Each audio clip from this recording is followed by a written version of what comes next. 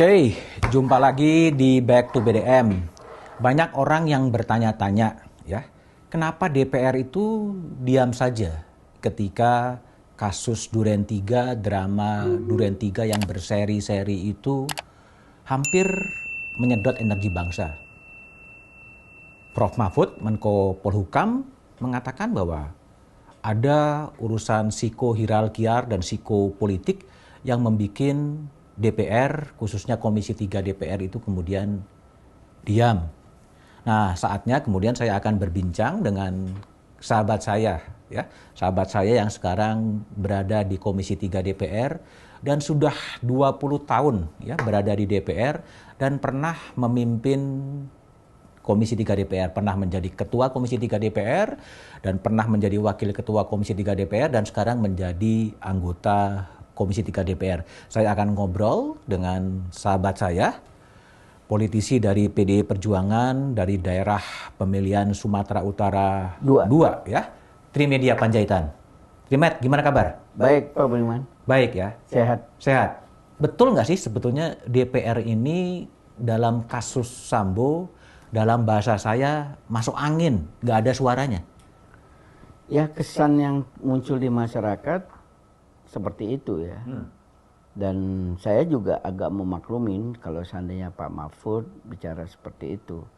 Tapi bukan tidak ada juga yang bicara. Kawan-kawan lain juga yang saya ikutin, Pak Desmond juga bicara, Pak Bambang Pacul bicara, kemudian juga ada kawan-kawan lain bicara. Cuman aja bicara sekali, 2 kali, nggak bicara lagi.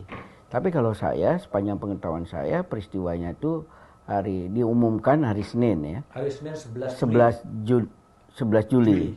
Nah, Selasanya saya sudah mulai diwawancara wartawan sampai 12 hari, jauh sebelum ada juga pengacara dari keluarga muncul ya. Karena saya jadi advokat dari tahun 91, Pak Budiman. Jadi dan saya seperti Pak Budiman bilang tadi mengawal Polri ini sudah sejak tahun 2002. Ya. Dan sepanjang yang kita ketahui dan saya lihat hampir tidak pernah polisi maupun kejaksaan kalau konferensi pers apalagi peristiwa yang cukup besar itu tidak ada barang bukti yang ditunjukkan. Ya, pas pertama kali tanggal 11 konferensi pers Karo Penmas Pak Ahmad Ramadan itu kan nggak ada konferensi, nggak ada barang bukti. Tidak cerita soal olah TKP. Itu kemudian besoknya dilanjutkan lagi oleh Kapolres Jakarta Selatan. Bahkan Kapolres Jakarta Selatan ini visum sementara. Mana ada visum sementara. Nah, itu kejanggalan-kejanggalan seperti itu bagi saya orang hukum menaruh curiga bahwa ini ada sesuatu yang tidak wajar terjadi. Dan betul saja kemudian ada permintaan dari pihak Mabes yang mendampingin pembawaan jenazah Joshua ini ke Jambi tidak boleh dibuka. Yang saya agak heran padahal satu dibawa orang Batak, Simatupang itu. Siapa namanya itu dibawa satu Simatupang. Dia harusnya paham tradisi orang Batak ini jenazah itu harus ditangisin. Kalau istilah orang Batak itu mangandung, Pak Budiman, ya diratapin jenazah itu. Nah, ini kenapa tidak diberikan kesempatan itu? Tentu itu pihak keluarga yang kecewa dengan peristiwa itu. Kan pada saat itu yang kita ketahui permintaan keluarga 2. Pertama, peti dibuka, kedua upacara militer. Itu yang diharapkan keluarga. Kita mendengar ada amplop yang berusaha juga diberikan kepada kepada keluarga, tapi mereka nggak menggubris itu. Kita mendengar ya. Amplop diberikan oleh siapa kepada siapa? Ya dari pihak orang yang membawa itu. Kita mendengar seperti itu. Tapi mereka tidak mau itu. Kan ya biasalah mungkin uang duka atau apa ya. Ada peristiwa seperti itu. Tapi mereka tidak mau. Yang kita dapatkan informasi seperti itu. Kami minta dibuka jenazah. Nah dari situ kan sudah mulai meningkat kecurigaan. Kok nggak boleh dibuka? Kok tidak boleh hak dia dong? Upacara kemiliteran itu juga tidak boleh karena katanya informasi yang kita dapat bergening dari pihak orang yang membawa jenazah ke Jambi itu kalau seandainya mau upacara militer jenazah nggak boleh dibuka. keluarga memilih dibuka, tidak usah upacara militer. Karena itu ditambah formalinnya kan pada saat itu, dan itulah yang kita suarakan terus. Saya kira saya satu hari bisa 5 televisi. Yang paling sering wawancara itu Kompas TV, kemudian CNN ya, dan juga TV One. Hampir semua itu satu hari, belum lagi radio. Jadi kalau disampaikan oleh Pak Mahfud tidak ada, ya nggak benar juga. Tapi saya di podcastnya Deddy Kobuser, saya ikutin, Pak Mahfud bilang ada yang bicara. Habis itu dia nggak bicara lagi, kata Pak Mahfud tanpa menyebut nama. Mungkin saja saya yang dimaksud oleh Pak Mahfud itu. Karena sebelum Pak Mahfud bicara, karena dia ada di Mekah naik haji, kita udah bicara.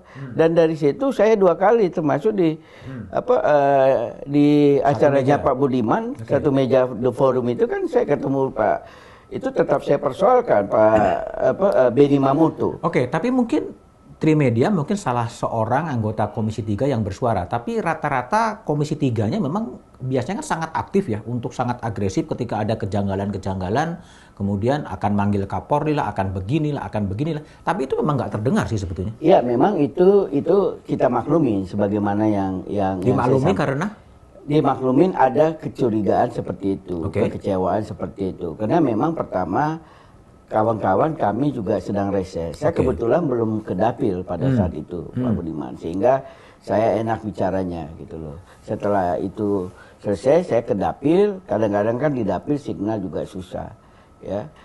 Bahwa ada kecurigaan itu sah-sah aja, dan kawan-kawan juga menerima itu dengan lapang dada. Tadi kita rapat internal, sehingga kita putuskan kita mengundang Kapolri hari Rebo, dan spirit kawan-kawan ingin mengembalikan itu ya, apa yang disampaikan oleh Pak Mahfud, apa yang Pak Budiman sampaikan, sehingga kawan-kawan meminta hari itu jangan ada acara lain, ya, tapi tetap hari Rebo tanggal 24 Agustus akan ada rapat kerja Komisi 3 dengan Kapolri. Ya, tetap itu, dan spirit dari kawan-kawan harus diungkap kasus Ferdy Sambo ini sampai akar-akarnya. Itu nomor 1. Tanpa pandang bulu. Kedua, Kapolri harus berani melakukan reformasi total di tubuh Polri. Itu yang menjadi diskusi kita tadi. Yang reformasi total nanti ya, coba ya. Tapi gini, pertanyaan saya kan memang akhirnya ada aliansi antara sejumlah perwira tinggi Mabes Polri dengan Komisi 3 DPR, yang kemudian membuat Komisi 3 DPR kemudian di awal-awal kejadian kemudian memilih diam, ya, meskipun ada Trimedia bersuara, Desmond kemudian bersuara. Nah, ini sebetulnya kalau refleksi dari Trimed apa sebetulnya? Mungkin diam. Bukan aliansi ya, Pak Budiman. Ada kedekatan. Ada kedekatan, ya, kita juga harus akui itu ya. Mungkin ada kedekatan. Tapi kan siogianya seperti advokat dengan kliennya. Kita boleh dekat, tapi harus ada jarak. Dalam hal tertentu kita juga harus bisa bersikap, bisa bersuara. Jadi bukan aliansi lah, tapi ada kedekatan khusus, iya. Karena kan kita ketahui Polri ini paling pintar, paling jago memaintain orang kan. Ya, kita harus akuin juga. Kedekatan itu seperti apa? Sebetulnya kedekatan yang dimaksud oleh Trimed itu kedekatan Polri dengan Komisi 3 atau kedekatan Ferdy Sambo dengan Komisi 3? Mungkin Polri secara keseluruhan kan. Dari mulai misalnya, ya tentu saya juga kan punya saudara, punya teman. Seandainya ada yang perlu dibantu, minta tolong. Promosi sekolah, ya. Kemudian penerimaan Polri dari mulai secaba sampai dengan akpol. Kemudian juga mungkin aja ada kasus-kasus juga, ada juga yang dimintain tolong. Karena kan di Komisi 3 itu cukup banyak lawyer ya, yang berlatar belakang lawyer. Mungkin, atau itu yang menyebabkan menurunnya kritisisme Komisi 3 karena banyak Komisi 3 itu berlatar belakang lawyer yang tentunya punya hubungan-hubungan fungsional dengan kepolisian. Lawyer itu salah satunya gitu loh ya. Tapi kedekatan yang saya sampaikan tadi Pak Budiman, bahwa Polri ini jago memaintain orang. Jago memaintain orang? Jago memaintain orang. Seperti apa tuh jagonya? Ya, apa-apa yang menjadi harapan kita itu bisa dia penuhi seperti yang saya bilang tadi, sekolah segala macam. Kan kita nih teman saudara kan minta tolong gitu loh. Apalagi di Polri ini seringkali jabatan itu kalau tidak mempunyai dalam tanda petik koneksi dengan orang di dalam ataupun di luar Polri itu kan sangat sulit sekali, terutama jabatan-jabatan Kapolres, Direktur, apalagi untuk pecah telur, ya dari Kombes ke BJP, Brigadir Jenderal itu sangat sulit sekali. Karena itu seringkali orang mendapatkan jenderalnya itu tidak di lingkungan Polri, dia di BNN, dia di kementerian dan lembaga baru bisa dapat jenderal. Karena bertarung sekali dan itu sudah sangat-sangat politis ya kalau saya bilang orang dari Kombes itu ke BJP itu Brigadir Jenderal Polisi. Relasi yang seperti itu relasi yang sebetulnya bukankah itu relasi yang agak cenderung kolutif ya sebetulnya? Kalau menurut saya soal-soal seperti itu oke-oke aja. Kan misalnya saya minta tolong, ada saudara atau teman mau masuk polisi, sepanjang nilainya bagus, yang penting kan dia nggak dicurangin. Ya jangan sampai orang yang masuk 5 besar itu nggak masuk, gitu loh. Dia udah bagus tes psikologi, tes jasmani, gitu loh. Kan paling dasar tuh kalau orang masuk polisi itu tes psikologi sama jasmani. Dia nggak udah tinggi nilai di sana tapi demi orang-orang tertentu itu kan mengawal itu. Kedekatan seperti itu yang membuat kemudian. Saya kira soal-soal seperti itu kan nggak ada masalah. Yang penting tidak seperti yang Pak Budiman bilang, koruptif seperti itu udah nilainya di bawah, rankingnya di bawah, di-upgrade supaya dia tetap masuk. Karena ini misalnya titipan seseorang, titipan saya untuk masuk secaba sampai dengan akpol. Saya sendiri pernah adik ipar saya nggak masuk mau jadi akpol. Kenapa? Dia jasmani aja udah nggak lolos. Pak Tanto waktu itu Kapolnya saya bilang nggak apa-apa Pak gitu loh. Kalau memang dia jelek, tapi tolong saya dikasih nilainya supaya saya ada pertanggungjawaban moral kepada istri saya bilang. Daripada saya dipunggungin nanti sama istri saya, ya nilainya mana? Dia nggak bagus ininya. Akhirnya saya kasih ya kita nggak ada masalah apa-apa. Seharusnya kita bisa seperti itu semuanya. Jadi kedekatan seperti itu yang membuat kemudian Komisi 3 agak susah menempatkan diri ketika berhadapan dengan rapat kerja dengan kepolisian. Saya pikir itu yang ketiga keempat Pak Budiman. Ketiga keempat. Yang nomor 1 itu pertama lagi reses. Reses. Ya, pertama nomor 1 lagi reses. Kedua mereka menunggu sifatnya dan menerima begitu saja apa yang disampaikan Polri, ya. Karena tentulah dalam pikiran mereka, karena sentimen yang disampaikan adalah pelecehan. Itu paling jago tuh penulis skenario itu pelecehan. Sehingga ya kan di grup Komisi 3 sempat dibilang, kawan-kawan berkomentar, ya kita juga kalau istri kita dibegituin, Badik bicara gitu loh. Nah, kemudian juga ada cerita bahwa Pak Sambo ini nangis-nangis.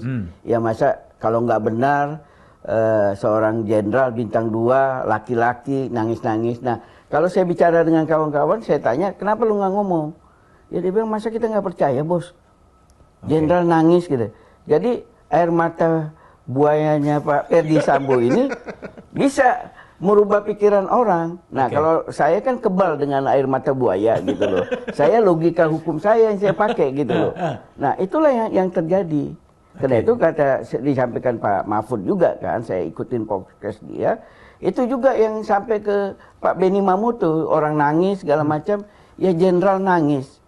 Saya nggak tahu nih, harusnya direkrut teater koma nih Pak Nano Riantiano, Pak Ferdi Sambo ini pemain watak benar bisa nangis. Pemain watak ya? Pemain watak. Siapa orang yakin dia jenderal bintang 2, laki-laki gagah perkasa seperti itu nangis.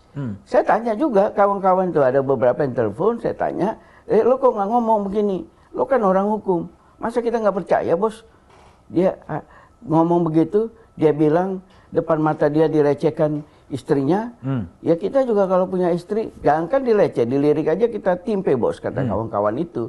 Itu sebenarnya. Saya kira kalau ada soal-soal lain, ada uang segala macam, saya kira enggak ya. Tadi juga saya tanyain, mereka juga nggak ada bos, dia bilang gitu.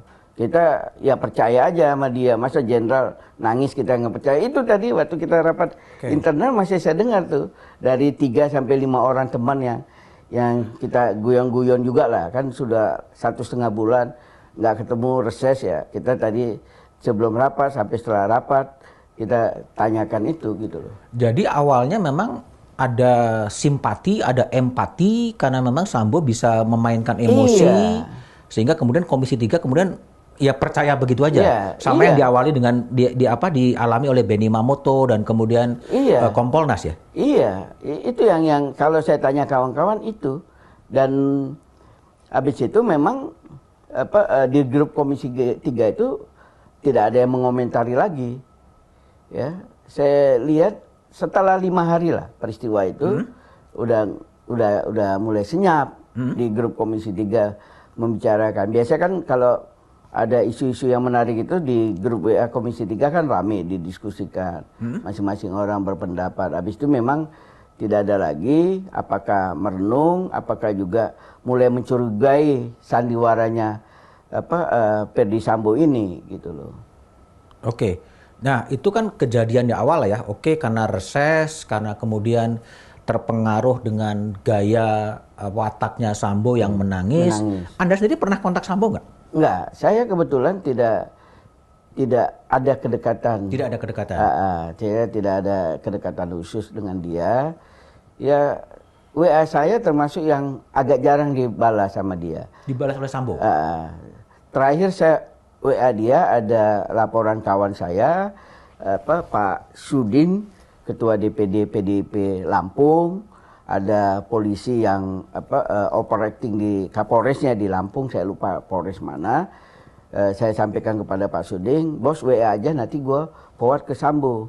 Saya bilang ke Ferdy Sambo. Kawan saya itu ketik ya, saya forward ke beliau.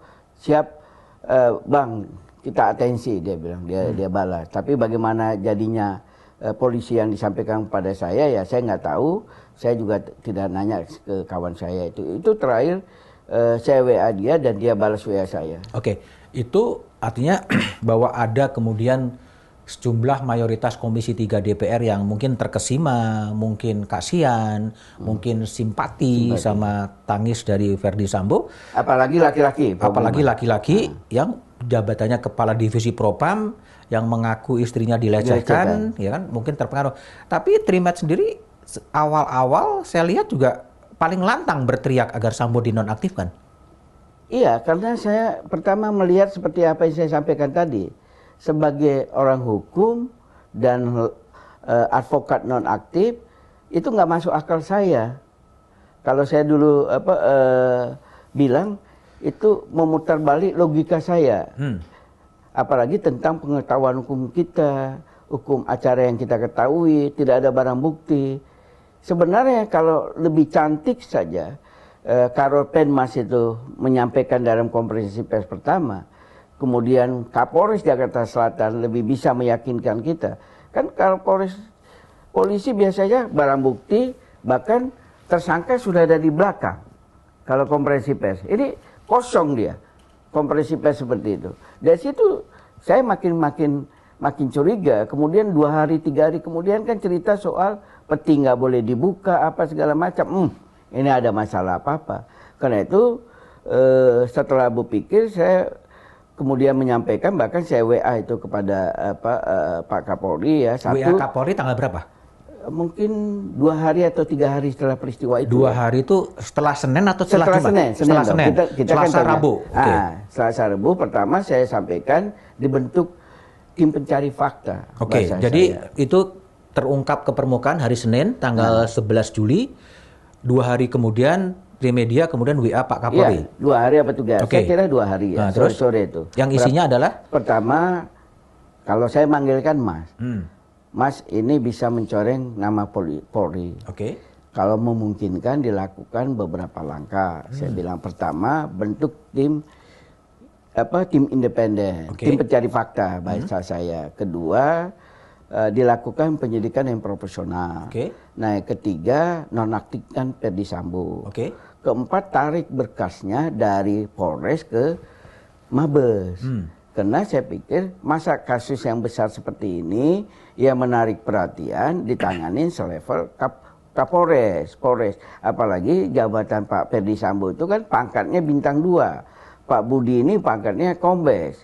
Ya jauh sekali dia untuk bisa lebih tough, lebih independen. Itu 4 usul saya. Tapi nggak lama dari usul saya itu, saya nggak tahu beliau mendengar omongan saya atau apa, itu memang sudah direncanakan, dibentuk tim, tapi bukan tim pencari fakta, namanya kan tim khusus. Itu saya berpikir dan kelihatannya sampai dengan hari ini apa yang saya bicarakan itu walaupun tidak langsung ya, itu pelan-pelan beliau ikutin ya sampai dengan kasusnya ditarik ke Mabes Polri. Tapi kan memang agak lama kan, baru ditarik gitu loh. Ketika WA Pak Kapolri itu ada respon nggak? Dia respon siapa gitu aja. Oh di WA? Di WA. Oke. Tapi setelah itu saya WA lagi, ya harus lebih cepat Pak segala macam. Mas dia nggak balas. Saya memahami dengan kesibukan mungkin juga makin mumet ya, gelinding terus ini perkara ya, tapi nggak apa-apa saya pikir. Yang penting apa yang saya sampaikan itu paling tidak dia baca ya. Okay. Walaupun kalau polisi kan dia baca apa enggak, terkadang kita nggak tahu, nggak ada tanda biru kan. Tapi saya meyakinin karena Pak Sigit ini kan termasuk orang yang tidak rajin membalas WA ya. Tapi saya ketahui dia juga membaca semua apa yang kita sampaikan. Pengalaman saya dengan beliau sejak beliau menjadi ajudan Pak Jokowi seperti itu. Nah, selain rasional... Minum dulu ya. Oke, silakan minum dulu.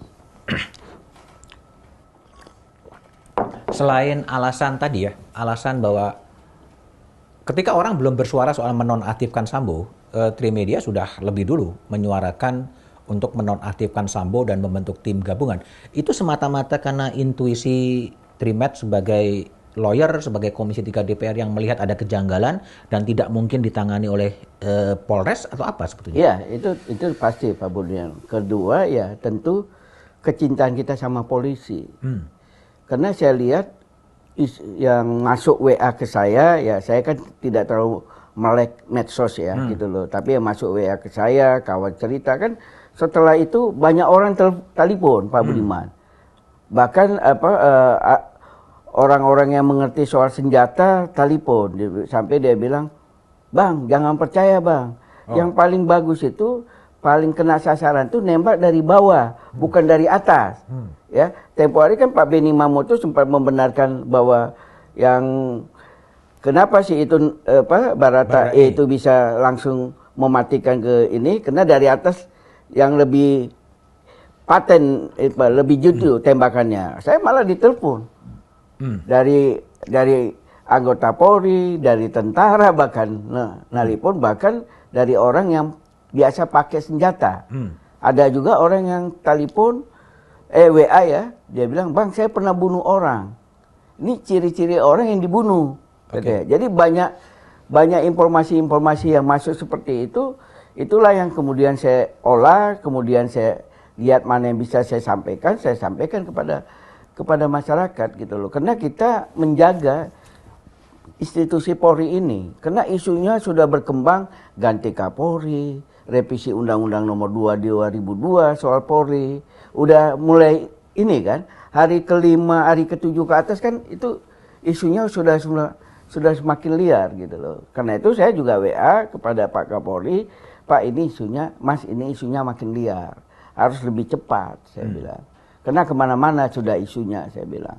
Nah, ya pelan-pelan dilakukan langkah-langkah dan tim khusus ini juga bekerja dengan baik. Saya sekali-sekali juga saya WA Pak Gatot, Wakapolri ya. Saya kan cukup dekat dengan beliau. Saya WA beliau, dia bilang, siap bang, dia bilang begitu.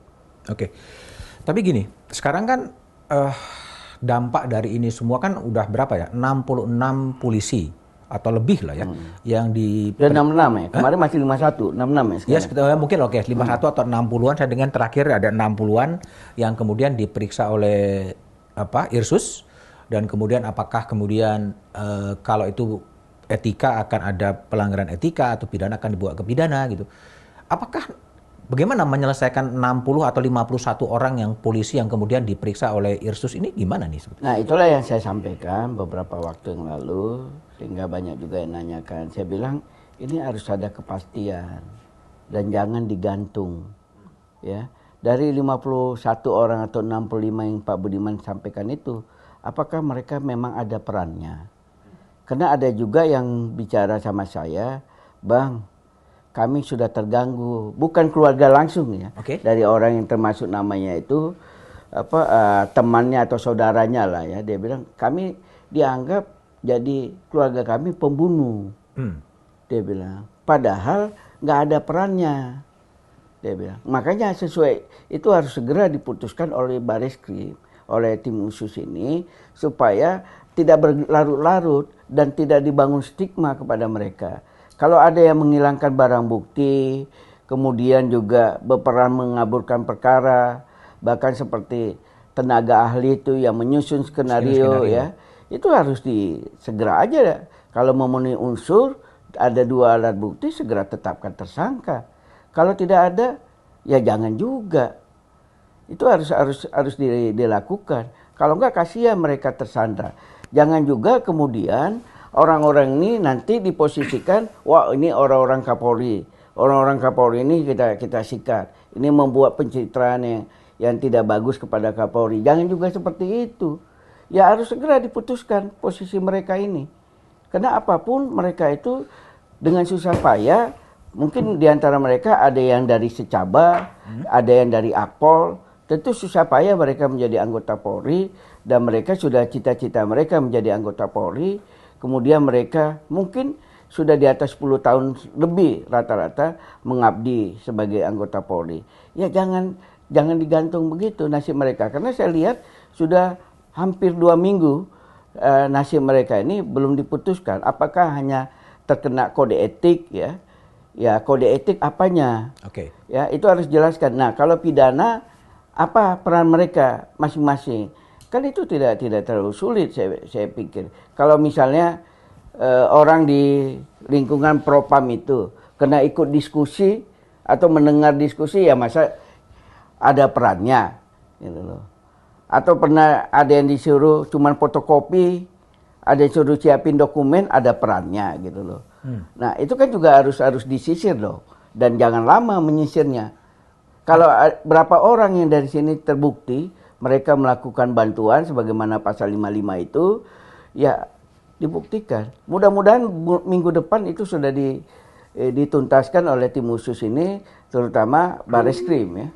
Jadi artinya kalau dalam bayangan Trimedia adalah dari 51 atau 60 orang itu diklasifikasi. Ya, diklasifikasi. Ini sebenarnya pelanggarannya apa? Ya. Perannya apa? Ya. Kalau memang ada peran pidana, ya pidana. Kalau ada pelanggaran etik, ya pelanggaran etik segera diselesaikan agar kasusnya tidak menggantung. Ya. Pelanggaran etik apa sanksinya? Iya, sanksinya apa? Apakah didemosi? Apakah di situ kan harus lebih clear terhadap orang-orang ini. Betul. Tapi kenapa itu begitu lambat sebetulnya proses itu? Nah, itulah yang harus ditertibkan oleh Kapolri menurut saya. Saya menduga belum solid Polri ini untuk segera menuntaskan ini. Belum solid artinya apa? Ya tentu ada juga di dalam, ini dugaan saya, ya, yang juga ingin membuat Polri ini tidak solid, ya, atau bahasa sederhananya juga mencoba menggoyang kepemimpinan Kapolri. Ya. Ada di dalam. Saya kira iya, gitu loh. Kalau enggak ini, saya yakin juga cepat tuntas ini. Saya termasuk sampai dengan hari ini, Pak Budiman, tidak yakin apa yang disampaikan orang bahwa Kapolri bersekongkol dengan Sambo. Tidak yakin? Tidak yakin saya. Bahwa dia dekat, iya. Ya, karena tentu sejak Pak Tito, Pak Idam, ini kan di orbit terus nih. Sambo, Niko ya, geng-geng ini mereka lah seperti ada di diagram itu ya. Itu kan di orbit terus. Kalau kata orang polisi-polisi yang lain, nih polisi Jakarta nih mereka. Karena selalu tugasnya di Jakarta. Ada juga istilah-istilah itu di polisi. Jadi dia percaya langsung, karena kalau saya dekat sama Pak Budiman cerita apa kan saya iya aja. Kemudian setelah itu kan baru pelan-pelan merenungin. Atau bisa ada orang menyampaikan ABC baru oh ternyata dia bohong sama saya. Jadi saya lebih percaya bahwa Kapolri dibohongin Sambo. Kapolri dibohongin Sambo? Dibohongin Sambo. Gimana bisa percaya bahwa Kapolri dibohongin Sambo? Ya itu, karena dia dekat, begitu disampaikan, Kapolri iya, gitu loh. Mungkin beliau ini kan paling sering keluar kota, Pak Budiman. Beliau siapa? Pak Kapolri ini kan dia sering benar keluar kota. Apalagi zaman-zaman Corona kemarin, kalau saya ikutin di media massa, dia ke kota ini bergantian terus kan. Nah mungkin saja dia dengan kesibukan itu nggak aware lagi. Apalagi di polisi ribu-ribu begitu kan dia biasa. Udah biasa? Iya kan. Udah sering juga terjadi. Jadi dia tidak menduga, mungkin juga sama seperti kawan-kawan kami atau orang lain, Pak Sambonya nangis, ya, cerita soal pelecehan, ditambah kawan. Ya kalau kawan kita cerita begitu kan kita percaya. Kemudian beberapa hari kemudian melihat ternyata ini tidak seperti ini, sampai presiden berkomentar, dia mungkin langsung lebih serius. Tapi problemnya saya lihat begitu Kapolri, ini penglihatan saya ya, penilaian subjektif saya, begitu Kapolri serius tidak didukung, kurang didukung lah. Kan kita bisa lihat berkas dari selatan ke Polda, ya. Kemudian Polda Metro bilang sudah dik, ya. Tapi sudah dik tidak disampaikan, ya. Dik itu sudah ada tersangka atau belum? Bisa aja sudah penyidikan tapi tersangka belum ada. Itu berapa hari itu saya hitung selangnya, ya. Dan tidak ada juga dari pihak tim sus itu mengomentari. Kita aja bolak-balik bicara di pers, itu harus kalau dik siapa tersangkanya atau belum ada tersangkanya dan dikenakan pasal berapa pelakunya ini, kan kita menyuarakan itu. Nah itu jedanya cukup lama, ya. Baru setelah ada trigger yang saya lihat, ya, membuat Polri juga segera ini adanya kuasa hukum dari Joshua yang melaporkan Ferdy Sambo mungkin ya pada saat itu ke Barreskrim, dan itu langsung direspon oleh Kapolri, oleh Mabes Polri, ya. Karena pada saat itu kita juga jujur saja saya menilainya Pak Budiman seperti Komnas HAM, LPSK, ya, dan juga Kompolnas kan hampir sama juga. Iya. Kan apakah juga terpengaruh dengan drama yang disampaikan oleh Ferdy Sambo ini? Ya, dia jago berapa kali nangis dia berarti kan. Setiap orang yang ditemuin kan nangis gitu loh. Padahal biasanya kan laki-laki tuh paling susah untuk nangis kan, tapi kelihatannya dia paling gampang untuk nangis. Nah, itu kan juga terpengaruh semuanya. Oke, ini kembali kepada 50 atau 60 anggota kepolisian. Bukankah mereka itu sebetulnya bekerja di bawah perintah sebetulnya? Satu itu. Tapi kan perintah itu beda-beda perannya Pak Budiman. Oke. Ya, misalnya katakanlah kan banyak yang terlibat tuh orang di Propam, ya. Apa perannya? Apa kena ikut rapat, mendengar, kemudian di stigma? Gitu loh. Apakah seperti saya bilang tadi, menyiapkan dokumen, apa segala macam, atau memesan makanan, rapat? Kan pada saat itu konon katanya kan steril benar kan? Bukan, ya tentu mereka punya office boy segala macam, tapi kita mendengar pesan-pesanan itu kan juga mereka yang melakukan. Ya kalau pesan makanan misalnya, masa masuk di situ? Makanya harus dijelaskan peran mereka masing-masing, dan ini harus menjadi pembelajaran. Nah, ke depan Pak Budiman, saya pikir yang juga harus walaupun mungkin belum masuk soal reformasi Polri, ya, itu Propam itu dibatasi kewenangannya. Propam dibatasi kewenangannya? Iya, terlalu besar kewenangannya. Ya. Salah satu yang harus diperhatikan oleh Kapolri nanti adalah unit-unit kegiatan itu dievaluasi. Tapi saat ini saya melihat Propam itu terlalu full power, ya, memeriksa mereka pemeriksanya, mereka hakimnya, jaksanya, mereka hakimnya. Ya. Di tangan mereka nasib anggota Polri. Dan banyak juga laporan-laporan yang kalau teman-teman mereka tidak proses, kalau bukan teman juga disikat gitu loh. Nah, sehingga Kapolri harus mereformasi tupoksi dari Propam ini. Tapi sekarang udah hampir 1,5 bulan. Menurut Trimedia ini sudah on the right track atau masih butuh percepatan sih sebetulnya? Saya kira perlu percepatan dan kita juga harus mengawal percepatan ini. Dan kita juga harus sering-sering menyampaikan bahwa Kapolri jangan khawatir, lakukan yang sesuai dengan fakta, lakukan untuk kepentingan institusi. Ya. Jangan soal teman, jangan juga sungkan soal angkatan. Ini kan kadang-kadang mungkin repotnya kalau angkatannya terlalu banyak senior Kapolri di lingkungan pejabat utama itu sendiri kan mayoritas senior beliau. Okay. Nah, jangan sungkan juga sama senior. Ya, beliau dipercaya oleh Presiden Jokowi, dia harus taat. Oke. Tapi gini, ada juga pertanyaan, kalau mau nunggu peradilan pidana untuk Verdi Sambo mungkin butuh waktu ya. Apa nggak mungkin pengadilan etikanya terlebih dahulu dijalankan terhadap Verdi Sambo? Ya bisa paralel. Sebenarnya kan kita sudah mendengar jaksa juga sudah menyiapkan 30 jaksa ya. Dan untuk kasusnya saya pikir seharusnya tadinya pikiran saya dan itu juga sudah disampaikan oleh Presiden Jokowi kan. Sebelum 17 Agustus sudah P21 nih kasus Sambo.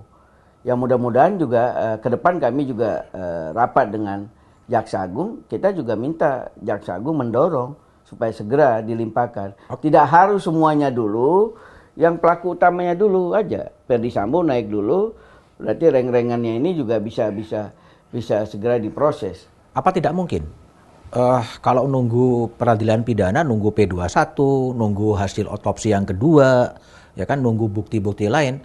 Ketika Sambo sudah mengakui bahwa dia adalah ikut dalam pembunuhan, ketika dia sudah mengakui minimal menurut versi polisi bahwa dia merekayasa kasus ini, dia minta maaf. Dia sudah minta maaf sebagai pengakuan bersalah. Apa tidak mungkin kemudian pengadilan etika didahulukan dan hasilnya adalah kemudian memberhentikan Sambo sebagai anggota polisi? Bisa sekali menurut saya Pak Mahfud, Pak Budiman. Dan itulah yang harus kita dorong Kapolri melakukan itu. Dan Kapolri jangan berpikiran yang lain-lain lagi, bahwa kinerja beliau ini sekarang ini sedang dipelototi oleh masyarakat. Saya kira bukan masyarakat saja, Presiden Jokowi juga melototin kinerja beliau. Jadi jangan ragu-ragu, kalau ada masih PKU jangan. Ya saya setuju tuh ya, Pak Budiman sampaikan, kode etiknya jalan dulu. Iya. Ya. Kode etiknya jalan dulu seperti kasusnya Akil Mohtar. Ya, Akil Mohtar dulu kasus suap di Mahkamah Konstitusi, pengadilan etiknya terbukti dia bersalah, dia diberhentikan sebagai hakim konstitusi. Ini kan analogi bisa saja. Verdi Sambo kemudian diberhentikan sebagai anggota polisi, tapi persidangan pidananya akan tetap jalan. Iya. Bukan itu lebih cepat sebetulnya? Bisa. Itulah yang perlu kita suarakan lagi. Karena prinsipnya kalau saya lihatin, dan sepanjang saya kenal Pak Sigit ini, beliau mau mendengar masukan-masukan orang. Tentu juga dia perlu juga dalam posisi hari ini supaya dia juga firm di dalam ya, juga ini juga suara dari masyarakat, ya kita suarakan kayak begini Pak Budiman. Ya. Misalnya kita kasih target kepada Pak Kapolri, Januari ini sidang kode etik, Agustus ini sidang kode etik Sambo sudah harus selesai, dan beliau karena sudah mengaku sudah minta maaf bahkan ya dikeluarkan dari anggota Polri. Ya, baru kemudian masuk kepada peradilan pidana. Iya. Kan itu bisa dikerjakan. Dan kalau sidang kode etik itu kalau yang lain belum bisa, jangan menunggu yang lain. Ya, bisa aja nanti alasan dari Polri ini menunggu yang lain. Kalau yang sudah matang Pak Sambo aja. Tidak usah menunggu yang lain. Yang misalnya 51 atau 65 orang ini gitu. Iya. Ya artinya kan bukankah sesuai dengan penyelidikan kepolisian, FS sudah mengakui ikut memerintahkan pembunuhan, FS mengakui bahwa ikut merekayasa, membikin cerita-cerita bohong, gitu kan? Dia kemudian minta maaf atas kegaduhan, itu kan sebenarnya sudah relatively Iya. dugaan pelanggaran etika. Termasuk misalnya Pak Budiman, pertama bisa aja yang sudah ditetapkan tersangka itu, ya kan ada beberapa orang yang sudah ditetapkan tersangka, dia masuk sidang kode etik. Kalaupun tidak semuanya sama seperti yang saya bilang, jangan nanti itu juga bagian yang bisa kami tanyakan nanti hari Rabu depan itu. Kalau seandainya dianggap yang lain ini belum mateng gitu loh, ya tidak ada ucapan seperti itu, ya Pak Sambo dulu yang sidang kode etik, jangan menunggu yang lain. Karena seringkali ya para penegak hukum ini kan berargumen untuk alasan-alasan yang sebenarnya tidak bisa dipertanggungjawabkan lah secara akal sehat gitu loh. Nah kalau kayak begitu, kalau seandainya nanti disampaikan oleh Kapolri, ya nunggu nih yang lama biar sekalian sidang kode etik. Bisa kita sampaikan bahwa nggak perlu menunggu. Yang jadi titik sentral masyarakat kan sekarang ini Peter Sambo. Ferdi Sambo. Ferdi Sambo. Ya dia dulu. Yang kita ini kan baru yang lain. Dan proses pidananya tetap jalan kan? Ya tentu dong proses pidananya. Karena logika yang Pak Budiman bangun itu kan seperti akil muhtar. Betul. Ya, dia kode etiknya dulu, dia diberhentikan dari hakim, baru pidananya jalan. Dan untuk kode etik Pak Sambo ini kan, Ferdi Sambo ini nggak sulit. Nah, tinggal dibentuklah oleh Kapolri siapa? Apakah dari tim sus ini juga? Saya kira paling layak ketua timnya adalah Kapolri kan.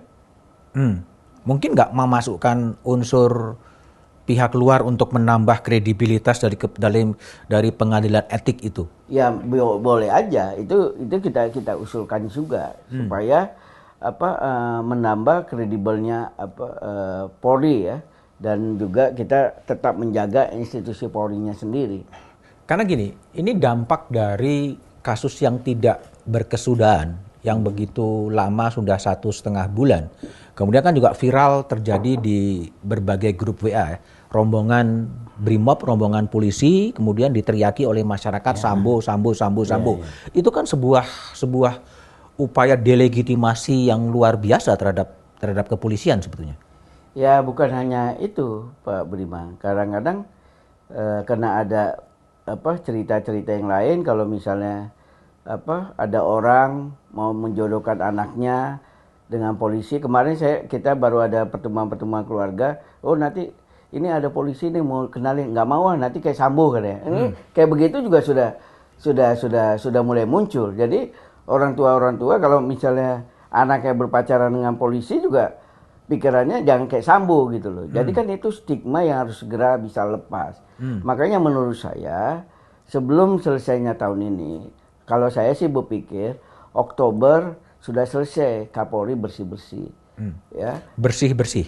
Ya bersih-bersih. Menurut saya Kapolri harus segera melakukan mutasi besar-besaran. Saya mendengar Kapolri mau ke Amerika, ya, tanggal 25 Agustus ini.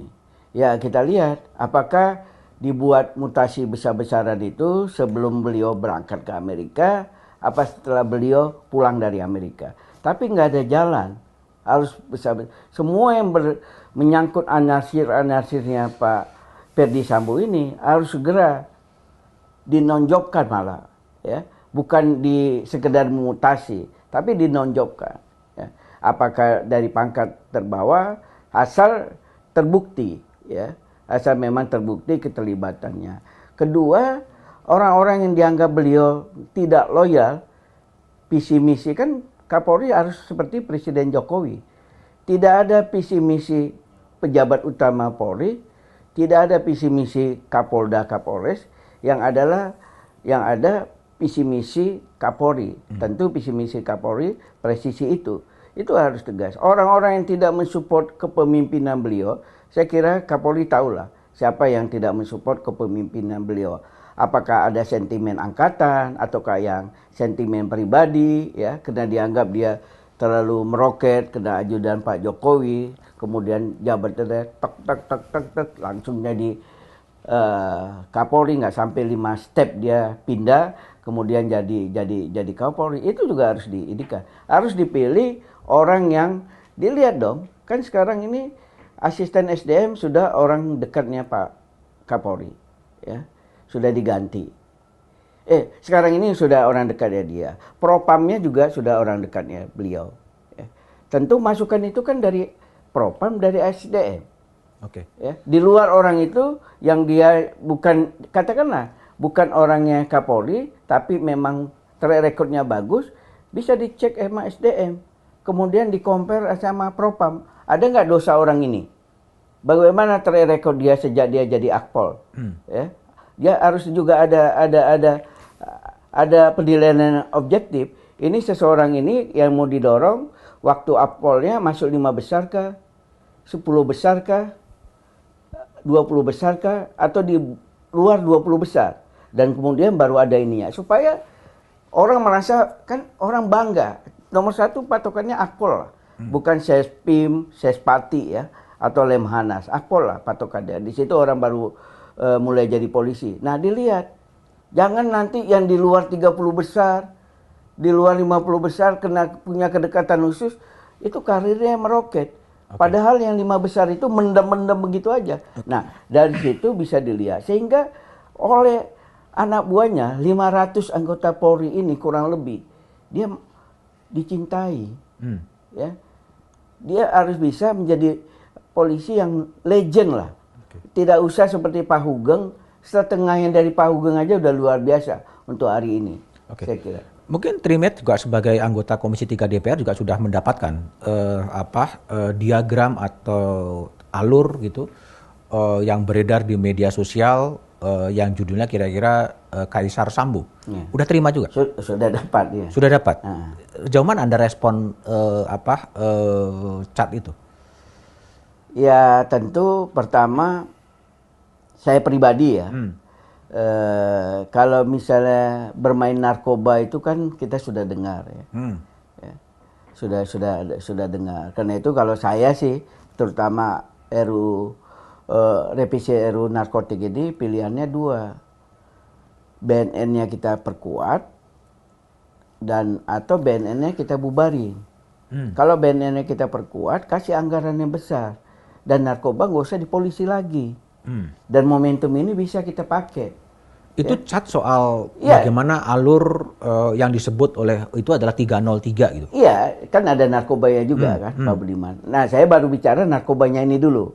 Ya. Nah, kalau yang 303 dengar-dengar sudah, tapi segitu besarnya saya kaget juga. Sampai 1,3 T ya, katanya ya kan. Tapi betul nggak sih itu? Ya kalau kita mendengar dari setelah kasus ini rame, kan ada informasi juga bahwa setiap bulan Pak Sambo ini bisa dapat 150 sampai 200 M katanya. Kan hampir sama dengan diagram itu kan. Kurang lebih 1,3 T 1 tahun dia bilang kan. Kan meleset sedikit saja. Dan kalau kita lihat permainan judi online kan bisa benar, Pak. Bisa benar. Tapi itu juga luput dari pengawasan Komisi 3 DPR ya? Kita saya pribadi tidak nyangka, dan kawan-kawan sendiri mendengar ada backing seperti itu, kita mendengar. Tapi jumlahnya itu yang fantastis, di luar perkiraan kita, Pak. Jangan-jangan terlalu di markup terlalu tinggi? Tapi kalau sebagian orang bilang, omset judi-judi itu kan memang besar-besar ya. Oke. Kenapa kemudian diagram yang tidak tahu siapa yang membuat itu kemudian beredar luas di tengah masyarakat? Apa yang terjadi di balik itu? Ya tentu bisa juga, itu kan ada persaingan juga di antara bandar-bandar itu. Mungkin bandar-bandar di zaman eranya Pak Sambo ini bisa bergerak, nggak bisa bergerak, dia juga yang membuat. Ya satu itu. Bisa juga dari dalam juga, kan? Karena kalau kita mau tahu polisi kan kita harus bicara sama polisi, Pak Budiman. Kita mau tahu jaksa ya kita harus tanya sama jaksa. Kalau kita kan asumsi-asumsi, analisis. Kalau mereka kan fakta. Bang begini bang, dia ini bukan siapa-siapa bang, tapi dia bisa begini. Saya dengar begini, walaupun nggak ada bukti. Tapi dari omongan-omongan itu, kalau 3-5 orang bicara seperti itu kan bisa kita, kalau dalam bahasa hukum patut diduga kan? Patut diduga. Patut diduga. Nah sebaiknya diagram yang cukup beredar luas, ya meskipun belum muncul di berbagai media-media arus utama, itu harus diapain? Ya, untuk kepolisian? Harus direspon oleh. Saya kira itu pasti sudah diketahui oleh Kapolri. Karena itulah seperti saya bilang tadi, lakukan mutasi besar-besaran. Lakukan mutasi besar-besaran berdasarkan? Bersih-bersih. Termasuk berdasarkan itu. Ya. Pertama kan saya bilang tadi, anarsir-anarsir Pak Sambo ini. Kedua, yang tidak loyal kepada kepemimpinan Kapolri. Ya. Ketiga, yang ya itu brosur itu. Tapi harus diteliti terlebih dahulu sejauh mana kebenarannya. Pasti sudah diteliti, Pak Budiman. Sudah Karena diteliti. seperti saya bilang, saya mendengar itu kira-kira 2 minggu yang lalu. 2 minggu yang lalu? Iya, sudah mendengar itu. Tapi kali ini benar. Kalau kita lihat sekarang ini, menariknya kasus Ferdy Sambo ini, Pak Budiman. Apa yang kita dengar sebelumnya, apakah itu dari, ya katakanlah dari orang polisi sendiri, apakah dari orang yang dekat dengan polisi, misalnya pengusaha-pengusaha kan banyak yang dekat sama polisi. Terkadang dia banyak tahu juga pengusaha-pengusaha ini kan. Karena dia kan juga banyak melihara polisi-polisi kan. Banyak memaintain polisi-polisi gitu. Kemudian akhirnya muncul. Jadi berurutan itu, Pak Budiman. Jadi kita nggak bisa bicara kalau orang ada ngomong itu rumor, dia nggak suka, nggak ini. Akhirnya keluar. Walaupun kita juga paham pasti ada agenda-agenda tertentu mengeluarkan itu, apakah di internal Polri, apakah di eksternal Polri untuk kepentingannya. Jadi bukan semata-mata menyampaikan kepada masyarakat, pasti ada interest tuh yang menyampaikan itu. Oke.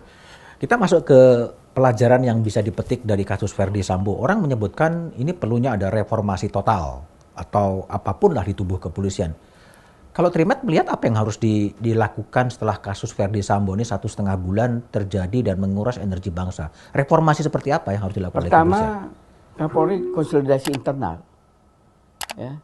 Konsolidasi internal sama seperti yang saya sampaikan tadi, dia mengenali pejabat utamanya dulu. Apakah pejabat utama Kapolri ini loyal sama beliau?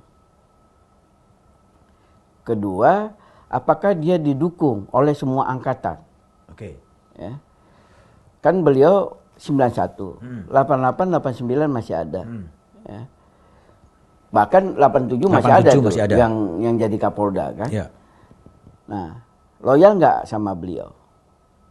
Nah, yang ketiga, dia juga semua yang ada di lingkungan polisi termasuk tenaga ahli kan kecolongan juga, ada yang model kayak Fahmi itu kan.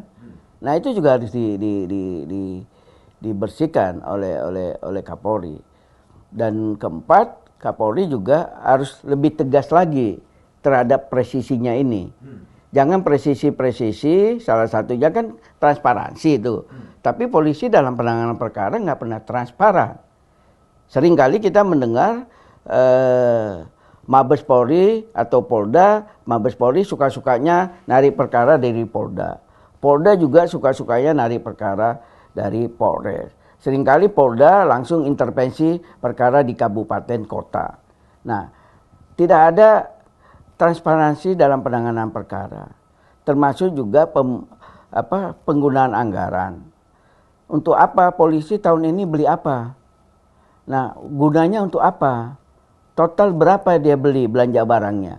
Kebetulan kan kemarin 16 Agustus nota RAPBN dari pemerintah yang dibacakan oleh Presiden Jokowi. Itu harus dimanfaatkan oleh Kapolri untuk konsolidasi di dalam, termasuk ketiga seperti saya bilang tadi, bersih-bersih Kapolri. Dan kita harus menguatkan Kapolri bahwa inilah kesempatan dia mengembalikan marwah Polri itu sendiri. Yang sudah sekarang ini bukan hanya Pak Budiman bilang ada polisi liwat diteriakin Sambo-Sambo.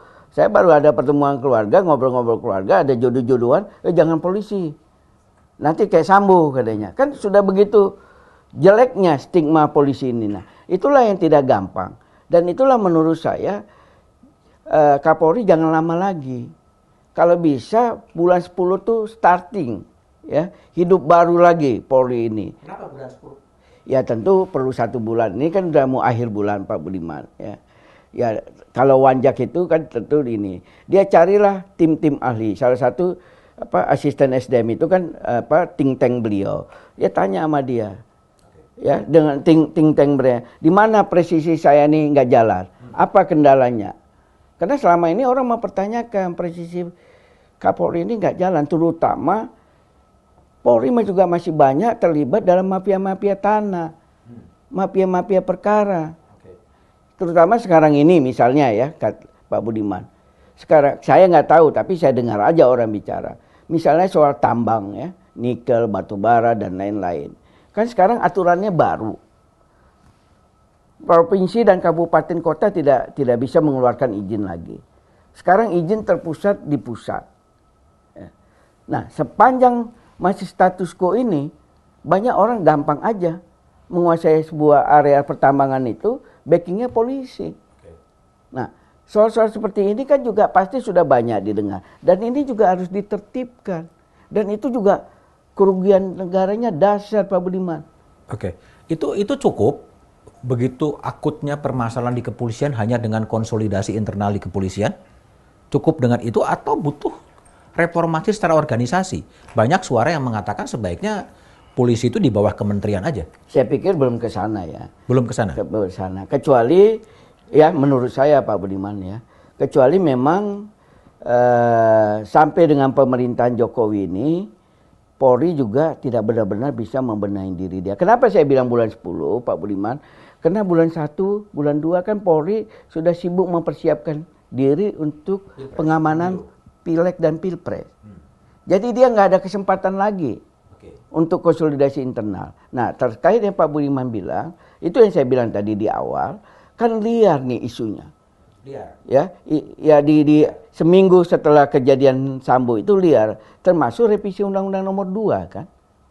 Nah, disitulah kalau Pak Budiman bilang, sampaikan ada perubahan struktur segala macam, itu kan revisi Undang-Undang Nomor 2. Dan saya kira itu belum perlu sekarang kita lakukan. Terkecuali institusi Polri ini tidak bisa merubah dirinya. Karena jujur saja, orang kan iri sekarang sama polisi, Pak Budiman. Ya kita lihat aja, Pak Sambo ini kan beredar juga. Mungkin Pak Budiman dapat WA itu, postingan itu, dia punya uang katanya digeledah benar apa tidak di 900 miliar kan. Itu kan juga hampir sama yang kita dengar bahwa Pak Sambo ini konon katanya punya duit cash 1T. Tapi ternyata yang beredar di postingan kan 900. Kan beda-beda dikit semua. Info yang beredar sebelumnya dengan yang kemudian dimunculkan dalam berbentuk postingan-postingan kayak begitu. Dan memang apalagi kalau kita lihat Pak Budiman, Kapolsek aja, istri Kapolsek udah bisa postingan di medsos. Saya budek soal medsos ya, soal kehidupan dia. Yang istri Kapolsek saja sudah seperti sosialita. Mereka nggak sungkan tuh menunjukkan kemewahan itu, istri Kapolres, Kapolsek, Kapolres. Nah, soal-soal seperti itu kan juga harus dilakukan. Yang paling susah kan Polri itu amanatnya sejak reformasi 3, Pak Budiman. Reformasi instrumental, struktural, dan kultural. Yang belum selesai di Polri sampai dengan hari ini, pengamatan saya adalah reformasi kultural. Nah, itulah yang harus dilakukan. Kadang-kadang kita nggak bisa bilang apa-apa juga, Pak Budiman. Orang kalau mau jadi Kapolres harus bayar X rupiah. Bagaimana dia mengembalikan itu? Orang mau jadi dir. Itu kata orang, apakah betul demikian? Ya dari kata orang kan itu mendekati. Kalau 3-5 orang bicara kan Pak Budiman. Ya makanya dengan akutnya atau begitu banyaknya persoalan di tubuh kepolisian, apakah itu cukup dengan melakukan tadi ya konsolidasi internal dengan cara melakukan pembersihan terhadap orang-orang di kepolisian yang tidak sejalan, atau memang butuh sebuah reformasi kelembagaan? Karena tugas Polri ke depan cukup berat, Pak Budiman. Sama seperti saya sampaikan tadi, tahun depan mereka harus segera mempersiapkan diri pengamanan pemilu. Ya, apalagi ini baru pertama kali Pileg dan Pilpres kita satukan. dan waktunya juga 14 Februari 2024. Saya kira kalau saya melihat dalam proses ingin merubah Undang-Undang Nomor 2 dulu, Polri berdiri sendiri, itu prosesnya cukup panjang. 1 tahun, belum lagi pasca itu. Jadi kurang tepat kalau sekarang ini. Kan mungkin menggunakan instrumen peraturan pemerintah pengganti Bukan, undang-undang. mereka kemudian konsolidasi untuk mempersiapkan dengan undang-undang baru itu, ya.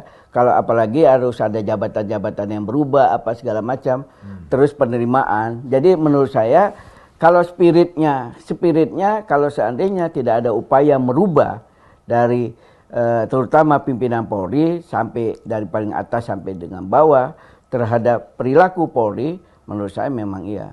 Karena banyak juga masyarakat sudah sinis, ya. Karena mereka melihat polisi sejak pisah dengan tentara sudah banyak juga yang bilang agak kebablasan sekarang ini. Nah, itu yang harus disadari oleh Kapolri. Bagaimana mengembalikan itu? Karena kita juga memahami tidak gampang Kapolri untuk menggrip kurang lebih 500.000 polisi, ya. Nah, dia tentu perlu dukungan dari politik, ya. Pertama dari Presiden Jokowi, kedua dari parlemen, ketiga dari pers juga harus mendapat dukungan dia, diberikan penguatan bahwa apa yang dia lakukan itu baik. Karena Kapolri ini anaknya aja nggak masuk akpol. Nggak masuk akpol anaknya. Ya, itu yang juga luar biasa. Ya. Jadi kita juga harus refleks, ya, pada kepemimpinan beliau. Ya, mudah-mudahan Pak Jokowi juga nggak tanggung mendukung beliau. Karena dari wawancara dengan Bang Karni kemarin saya lihat di TV One itu belum terlalu tegas dukungan secara politik dari Presiden Jokowi dalam wawancara itu. Ya, udah Polri harusnya Kapolri saya minta, Kapolri saya minta, Kapolri saya minta gitu loh. Itu directionnya jelas kepada Polri. Dia harus kuat, harus melakukan konsolidasi. Jangan Polri melakukan konsolidasi, harus by name Kapolri. Nah, kalau itu dilakukan oleh Presiden Jokowi, saya kira Pak Kapolri juga lebih firm lagi melakukan konsolidasi ke dalam. Karena tidak menutup kemungkinan dalam situasi seperti ini ada orang yang main belakang juga ke istana, kan, Pak Budiman? Main belakang ke istana. Kalau melihat ada peluang, dia main belakang ke istana. Nah, untuk itulah supaya yang mencoba-coba main belakang ini tidak kemudian intensif melakukan, Presiden Jokowi harus lebih tough lagi bilang, saya minta Kapolri, saya minta Kapolri. Harus lebih tough. Kan dia, Polri harus begini, Polri harus begini. Sebut dong, saya minta Kapolri. Sehingga Kapolrinya sendiri merasa dan yakin. Kita nggak tahu ya, kalau kayak seperti disampaikan oleh Pak Jokowi, ada yang dia sampaikan ke publik, ada yang personal. Ya, ini perlu supaya masyarakat juga tahu, supaya yang di dalam juga tahu, jangan ganggu loh Kak Polri, dia masih didukung Presiden. Itu yang juga secara politik harus dilakukan oleh Presiden. Ada yang main belakang ya?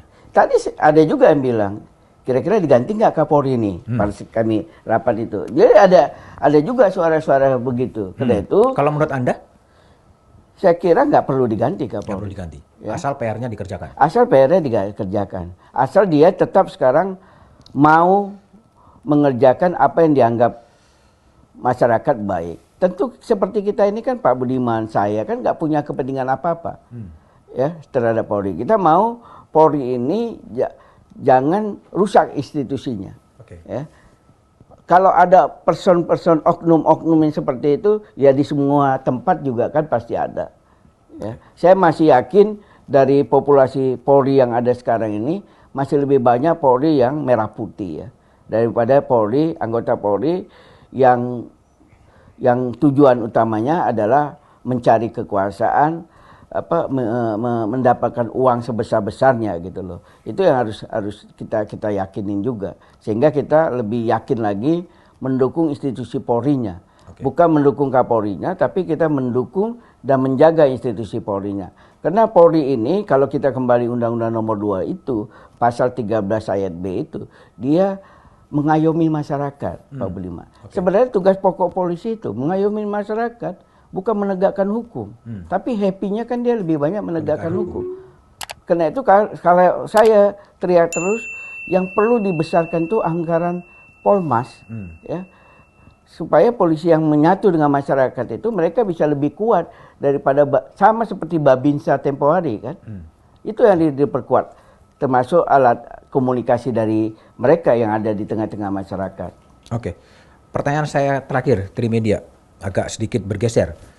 Pernah menjadi aktivis begitu lama sebelum masuk ke DPR dan kemudian masuk ke DPR selama 20 tahun, ya. Lalu lebih banyak di Komisi 3, di Komisi 3 DPR. Menurut refleksi Trimedia, sebetulnya akar masalah dari bangsa Indonesia yang sampai sekarang nggak membuat bangsa ini maju apa sih sebenarnya? Kita ini kurang tahu bersyukur dan berterima kasih, ya. Terutama para elit-elit negaranya, ya.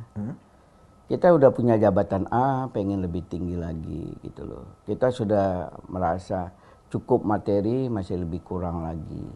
Itu saya pikir yang kurang bersyukur, tapi kurang bersyukur dan kurang berterima kasih. Dan rakus. Yang ketiga bisa rakus. Karena tidak bersyukur dan berterima kasih, akhirnya rakus, Pak Budiman.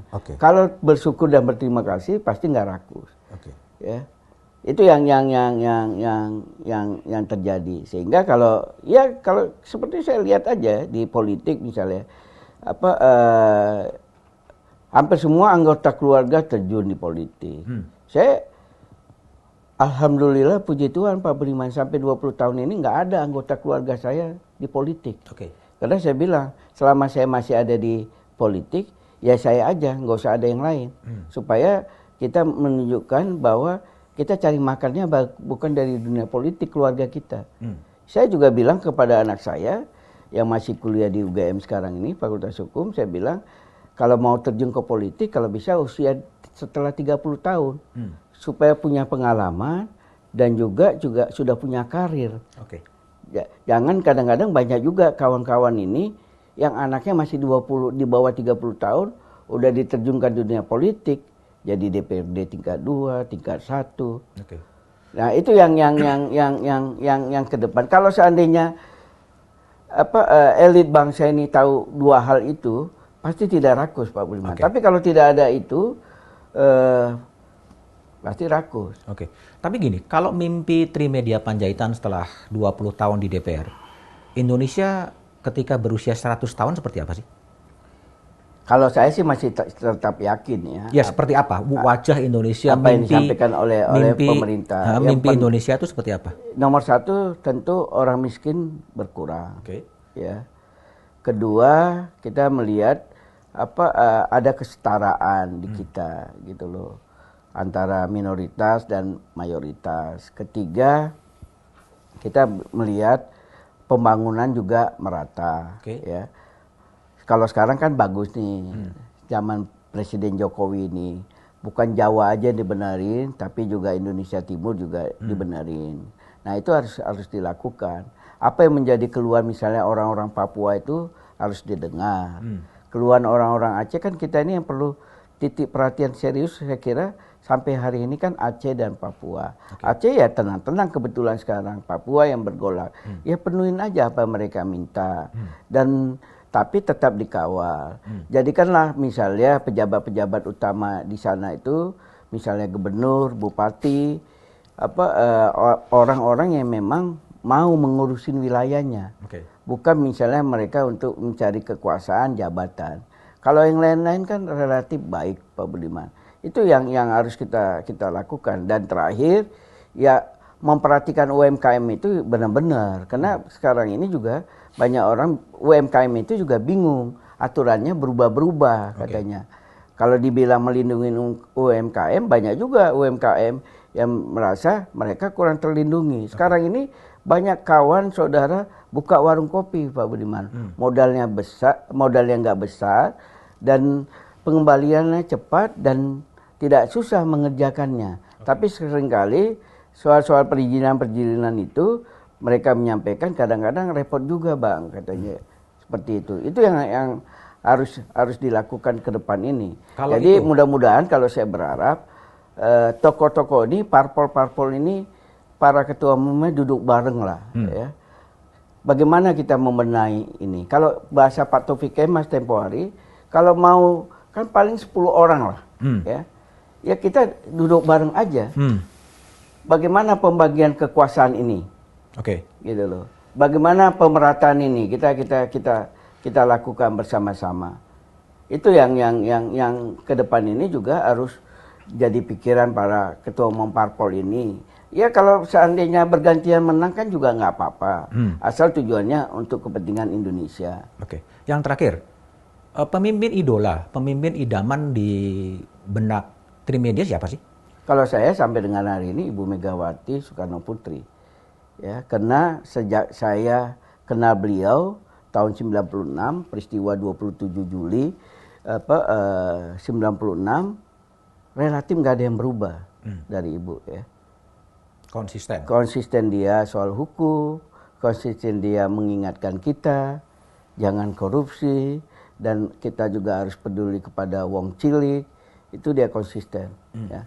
Itu yang sampai sekarang jujur saja bukan karena dia Ibu ketua umum saya, tapi saya dari tokoh-tokoh yang ada sekarang ini saya belum melihat, dan dia nggak pernah ngurusin proyek. Ya. Dia sudah dari pom bensin Pak Taufik aja Ibu udah tenang pikirannya, dan nggak pernah. Dan orang jadi anggota DPR, jadi kepala daerah, kemudian bahkan orang menjadi menteri dipercaya oleh Ibu, itu nggak ada setoran-setoran. Nah, kita nggak menemukan. Ya. Dan hidupnya kan begitu aja, nggak ada yang luar biasa perubahan dari sejak dulu, apalagi sekarang ini. Sebenarnya Ibu mau apa aja kan pasti bisa. Ya. Kalau itu, kita nggak mendengar Ibu punya private jet misalnya gitu loh. Sementara para ketua umum parpol lain kan banyak juga yang punya private jet, Pak Budiman. Kalau negara idaman, negara yang dicita-citakan oleh Trimedia Panjaitan, negara mana sih sebetulnya? Yang dicita-citakan? Iya, seperti apa? Apakah banyak orang mengatakan orang-orang seperti Scandinavian country, Norway yang bersih korupsi, ada yang ngomong Amerika yang demokrasi. Kalau dalam bayangan Anda seperti apa? Kalau saya suka Inggris ya. Kenapa Inggris? Ya, saya melihat dia masih punya kultur luas seperti itu. Kalau Norway segala macam kan nggak luas ya. Wajar aja dia bisa seperti itu. Tapi kalau Inggris luas seperti itu ya, tapi kulturnya masih ada. Ya. Kemudian yang saya lihat juga pengaturannya bagus ya. Kita lihat masyarakatnya juga cukup solid ya. Kalau memang nggak suka kayak Perdana Menteri yang kemarin ditumbangin aja gitu loh. Misalnya ya saya kebetulan hobi bola Pak Budiman, dia tegas kepada pemilik Chelsea kan, langsung dia diusir gitu loh. Nah seperti itu. Saya lebih suka dari semua negara. Kalau saya sepakat dengan Bung Karno, go to hell Amerika ya gitu loh. Karena itu saya lebih suka Inggris ya. Negara besar tapi rakyatnya juga makmur ya. Mereka ketat, misalnya ada tanah katanya 1000 meter, itu nggak ada tebang pilih, 500 meter harus dikosongkan, nggak boleh ditanam, nggak boleh dibangun rumah, itu jadi area terbuka. Mereka tertib soal-soal seperti itu. Dan korupsi juga kita lihat relatif nggak ada di Inggris yang besar ya, negara besar seperti itu. Yang terakhir sekali, setelah 20 tahun di DPR, 2024 akan nyalek lagi?